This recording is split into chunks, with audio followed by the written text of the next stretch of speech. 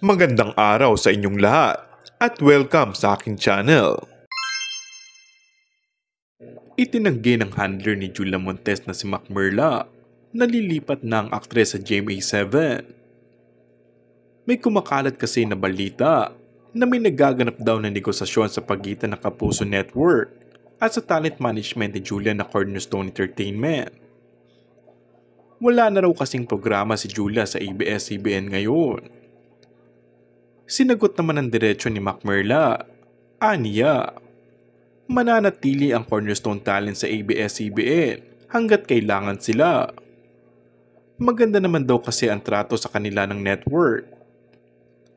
At bilang pagtanaw ng utang na loob at sa magandang relasyon nila sa management, ay hindi sila aalis sa istasyon kaya wala pa sa isipan nila ang paglipat. Dahil tuloy-tuloy na ang collab ng ABS-CBN at GMA7, ay tila hindi na malabong may mga kapamilya na mapanood na din sa Kapuso Network. Maraming fans ang nag-request na pagkatapos gawin ni na Alden at Julia ang nasabing pelikula, ay pagsamahin naman daw ang dalawa sa isang teleserye. Wish din ng mga fans na kunin si Julia para gumawa ng proyekto kasamang isang kapuso actress, o mas maganda ay pagsamahin sila ulit ni Alden. Sa ngayon, ay wala pang reaksyon ng aktres sa nasabing issue.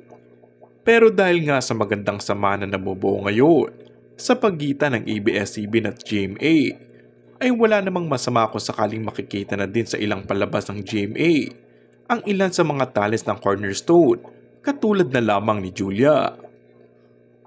Kung sakaling matuloy man ito, ay inaasahan na magiging mas matibay pa ang pundasyon ng pagsasanib puwersa ng dalawa sa respetadong network. And that's all for our today's video. Kung bago ka lang sa aking channel ay mag-subscribe at pindutin na rin ang notification bell. Maraming salamat!